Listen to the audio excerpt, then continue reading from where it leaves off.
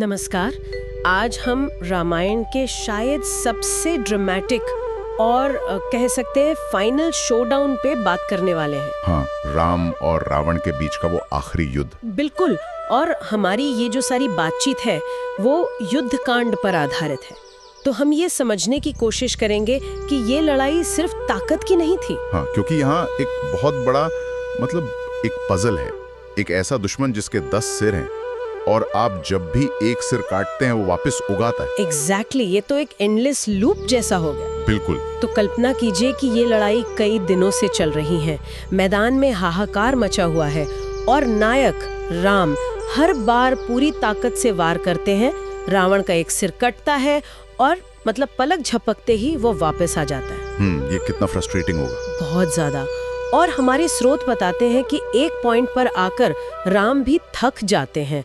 उनमें पहली बार एक तरह का डाउट, एक संशय पैदा होता है।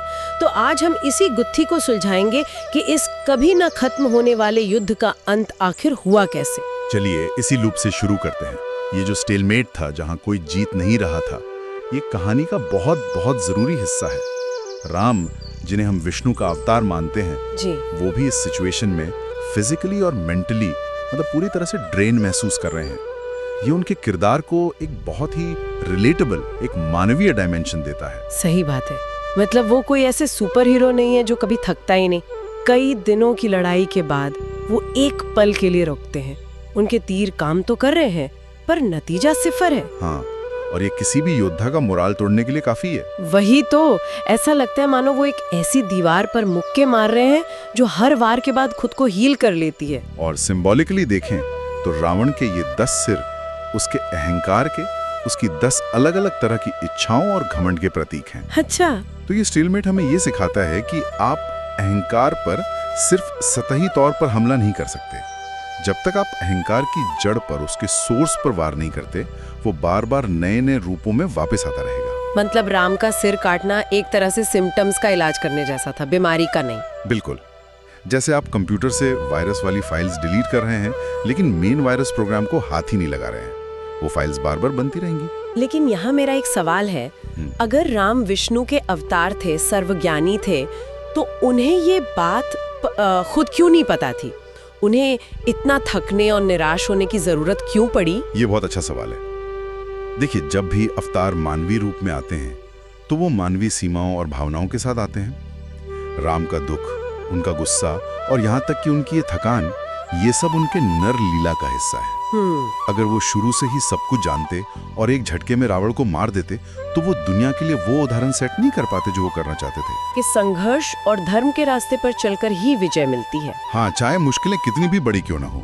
उनकी ये थकान, उनका ये संशय इस कहानी को एपिक बनाता है। ठीक है, तो ये एक साइकोलॉजिकल और स्पिरिचुअल लड़ाई ज्यादा बन चुकी थी और इसी लो पॉइंट पर, जब राम लगभग हार मानने की कगार पर है, कहानी में एक जबरदस्त ट्विस्ट आता है। हाँ, एक डिवाइन इंटरवेंशन। युद्ध के मैदान के बीचों बीच ऋषि अगस्त्य प्रकट होते हैं। और उनका आना बहुत जरूरी था। ऋषि अगस्त्य सिर्फ एक संत नहीं है, वो दिव्य ज्ञान के वाहक हैं। वो देख रहे हैं कि राम को किसी नए हथियार की नहीं, बल्कि अपनी अंदरूनी शक्ति को फिर से जगाने की जरूरत है। वो एक तरह का डिवाइन बर्नआउट महसूस कर रहे हैं। ये डिवाइन बर्नआउट शब्द मुझे बहुत दिलचस्प लगा। आज की दुनिया में हम सब बर्नआउट की बात करते हैं। हाँ, तो ऋषि अगस्त्य उन्हें कोई नया ज्यादा पावरफुल तीर नहीं देते। नहीं, बिल्कुल नहीं। और यही सबसे खूबसूरत बात है, वो राम को एक स्तोत्र, एक भजन सिखाते हैं, आदित्य हृदयम। आदित्य हृदयम जी, ये सूर्य देव की स्तुति में है ना? जी हाँ। जो सूर्य देव की स्तुति में एक बहुत शक्तिशाली भजन है। वो कहते हैं कि इसका 3 बार पाठ करो। ये कोई जादू टोना नहीं था, ये एक तरह की मेडिटेशन टेक्निक थी। अच्छा। हाँ, राम उस शोर शराबे और मार काट के बीच अपनी आंखें बंद करके सूर्य पर, यानी रोशनी और ज्ञान के परम स्रोत पर ध्यान केंद्रित करते हैं। युद्ध के मैदान के बीच में मेडिटेशन, ये सुनने में थोड़ा अजीब लगता है। इसका असल मकसद क्या था? इसका मकसद था राम को रिचार्ज और रीफोकस करना। देखिए, आदित्य हृदयम सिर्फ एक प्रार्थना नहीं है, ये अपनी खोई हुई ऊर्जा, अपना आत्मविश्वास और अपना ध्यान वापस पाने का एक तरीका है। तो सूर्य अंधकार को मिटाता है। हाँ, वो क्लैरिटी और चेतना का प्रतीक है। इस स्तोत्र के जरिए राम बाहरी दुनिया के शोर से हटकर अपनी आंतरिक आध्यात्मिक शक्ति से दोबारा जुड़ रहे थे। युद्ध के तनाव में उनका फोकस शायद सिर्फ बाहरी लक्ष्य यानी सिर पर अटक गया था। और इस स्तोत्र ने उस मेंटल फॉग को हटाया। बिल्कुल, ये एक तरह का स्पिरिचुअल रीसेट बटन था। वाह, ताकत तो उनके अंदर पहले से थी, बस उसे एक्सेस करने का रास्ता धुंधला गया था। एग्जैक्टली। यह हमें सिखाता है कि जिंदगी की बड़ी से बड़ी लड़ाइयों में भारी हथियारों के साथ साथ अंदरूनी शांति और स्पिरिचुअल क्लैरिटी उतनी ही जरूरी है। संकट के सबसे गहरे पल में रुककर आत्मचिंतन करना ही असली शक्ति देता है। और इस स्तोत्र ने राम को न सिर्फ नई ऊर्जा दी, बल्कि उनके मन से संदेह के सारे बादल भी हटा दिए। हाँ, अब वो तैयार थे। ठीक है, तो अब राम आध्यात्मिक रूप से तो तैयार है, उनकी ऊर्जा वापस आ चुकी है, उनका चेहरा सूर्य की तरह चमक रहा है, लेकिन जमीनी हकीकत तो अभी भी वही है ना? रावण के सिर अब भी वापस उग रहे हैं। तो इस नई ऊर्जा का फायदा क्या हुआ अगर निशाना ही गलत जगह लग रहा हो? सही पॉइंट है। अब रणनीति की बारी थी। डिवाइन एनर्जी तो आ गई, लेकिन उसे सही दिशा में सही टारगेट पर लगाना था। और यहीं पर कहानी का सबसे बड़ा राज खुलता है। और ये राज खोलते हैं रावण के अपने भाई विभीषण। हाँ, जो धर्म के पक्ष में आ चुके थे। वो राम के पास आते हैं और कहते हैं, प्रभु, उसके सिरों पर वार करना बेकार है, उसे ब्रह्मा से अमरता का वरदान मिला है। और फिर वो बताते हैं कि अमरता का अमृत उसकी नाभि में छुपा हुआ है। बस ये एक जानकारी। इस एक जानकारी ने पूरे युद्ध का नक्शा ही बदल दिया। ये एक game changing piece of intelligence थी। अब तक राम और उनकी सेना सिम्टम्स से लड़ रही थी, यानी सिरों से। हाँ, और विभीषण ने सीधे समस्या की जड़ बता दी। शक्ति का असली सोर्स वो अमृत कुंड जो रावण की नाभि में था। लेकिन एक मिनट रुकते हैं। विभीषण ने जो किया उसे कई लोग भाई के साथ धोखा भी मानते हैं। अपना देश, अपना राजा, अपना भाई सब छोड़कर दुश्मन को उसकी सबसे बड़ी कमजोरी बता दी। क्या ये धर्म की स्थापना के लिए जरूरी था या इसमें कोई मॉरल डिलेमा भी था? ये एक बहुत गहरा नैतिक सवाल है और इसका जवाब इस बात पर निर्भर करता है कि आप धर्म को कैसे देखते हैं। क्या धर्म का मतलब परिवार या राजा के प्रति वफादारी है, या फिर सत्य और न्याय के प्रति वफादारी? बिल्कुल। विभीषण ने कई बार रावण को समझाने की कोशिश की थी कि वो गलत रास्ते पर है। जब रावण ने नहीं सुना तो विभीषण को एक बड़ी शक्ति के प्रति अपनी वफादारी चुननी पड़ी, और वो थी धर्म की शक्ति। तो ये loyalty to an individual versus loyalty to a principle वाली बात हो गई। एक तरह से हाँ, उनका ये कदम व्यक्तिगत विश्वासघात लग सकता है, लेकिन एक बड़ी तस्वीर में ये अधर्म के रहस्य को उजागर करके धर्म की स्थापना में मदद करना था। खैर, अब राम को पता है कि क्या करना है। उनके पास दिव्य ऊर्जा है और अब उनके पास एक सटीक लक्ष्य भी है। अब वो अपना अंतिम अस्त्र निकालते हैं। हाँ, वो अपने तर्कस से अपना आखिरी और सबसे शक्तिशाली अस्त्र निकालते हैं, ब्रह्मास्त्र। और ब्रह्मास्त्र कोई आम तीर नहीं था। इसे सृष्टि के रचयिता ब्रह्मा ने खुद बनाया था। ये परम विनाश का हथियार था।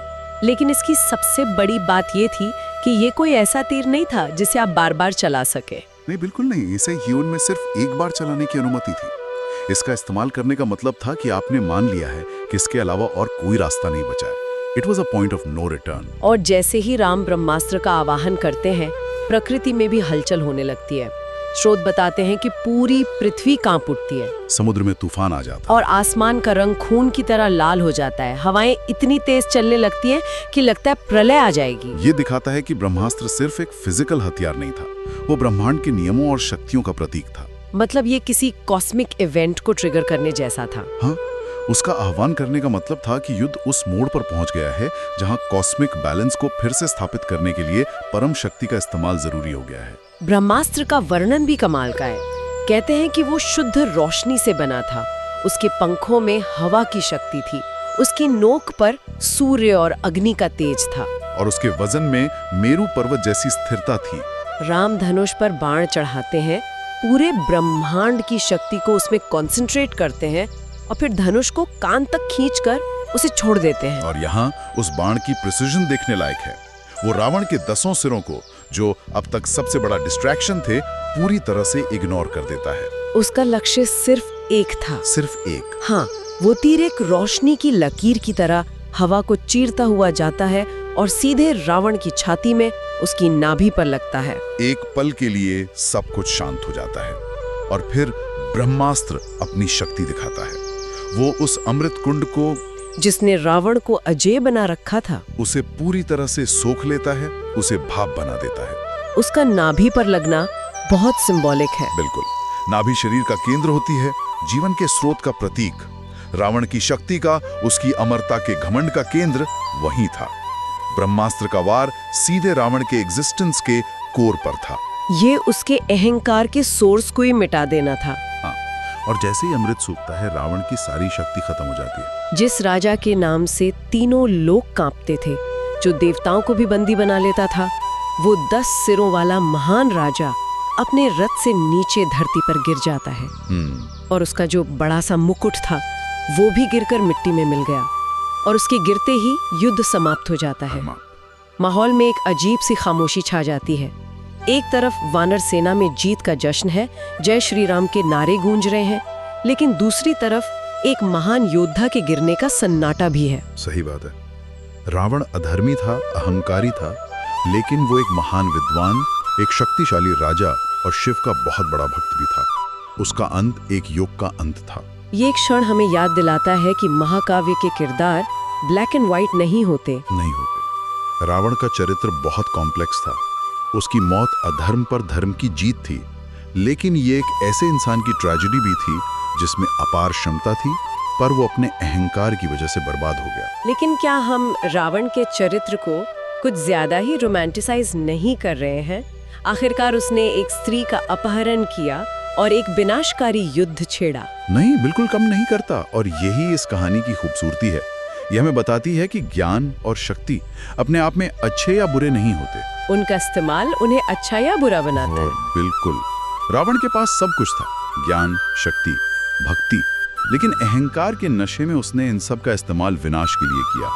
उसकी कहानी एक कॉशनरी टेल है, एक चेतावनी है कि अहंकार सबसे बड़े ज्ञानियों को भी पथभ्रष्ट कर सकता है। उसके कर्मों को सही नहीं ठहराया जा सकता, लेकिन उसके पतन से सीखा जरूर जा सकता है। हाँ। तो इस सब का मतलब क्या है? ये सिर्फ एक राक्षस का अंत नहीं था, ये उस अहंकार पर धर्म की जीत थी जो खुद को अजेय और अमर मानता था। बिल्कुल।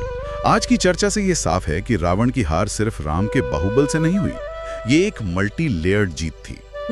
इसमें ऋषि अगस्त्य का दिव्य ज्ञान था, मतलब आदित्य हृदय, जिसने राम को अंदरूनी ताकत दी। इसमें विभीषण की वो क्रूशल इंटेलिजेंस, अमृत का रहस्य थी, जिसने सही निशाना दिखाया।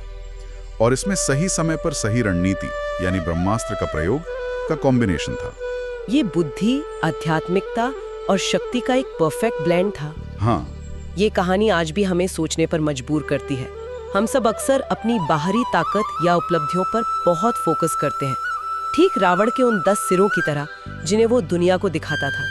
लेकिन क्या हमारी असली कमजोरी, हमारा अमृत कहीं और छिपा है?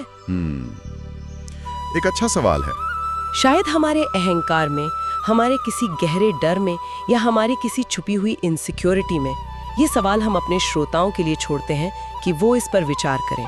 यह सामग्री AI उपकरणों का उपयोग करके रामायण का एक रचनात्मक और शैक्षिक विश्लेषण है। किसी भी धार्मिक आस्था को ठेस पहुंचाने का कोई इरादा नहीं है।